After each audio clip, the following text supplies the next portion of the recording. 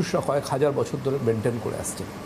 তো সব কিছুর বাইরে গিয়ে যে জিনিসটা বলবো সেটা হচ্ছে এই মুখ টক হয়ে যাওয়ার সমাধান অবশ্যই প্রয়োজন, কিন্তু তার আগে জানা প্রয়োজন এমন নয় তো যে আপনারই দোষে আপনার মুখ টক হয়ে যাচ্ছে।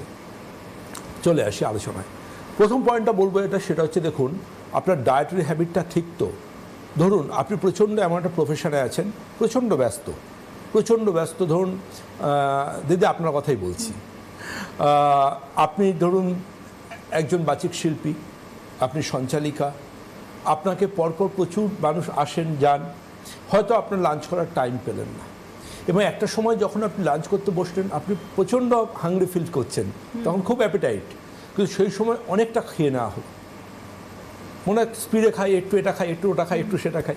তো আলটিমেটলি এই যে অনেকটা সময় ফাঁকা দিয়ে তারপর ওভার ইটিং করে ফেলা, এটা কিন্তু জানবেন অ্যাসিডিটির নাম্বার 1 কজ।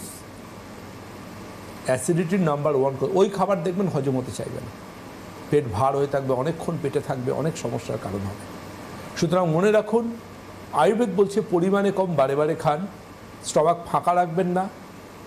আর ওই কিছু ভয়ঙ্কর ট্রেন্ডিং চলছে ইন্টারমিডিয়েট ফাস্টিং, এই সেই, ওগুলো কিন্তু জেনে রাখবেন অ্যাসিডিটি পেশেন্টদের জন্য নৈব মারাত্মক বিপদে হয়ে যাবে।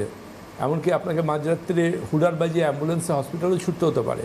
ওগুলো সবার জন্য নয়। অ্যাসিডিটি পেশেন্টের জন্য কিন্তু এই ইচ্ছেমতো ফাস্টিং করা বা ইচ্ছেমতো উপবাস করা একদম নয়, যাবে না। কেন যাবে না আসবো আলোচনায়, কেউ আছেন।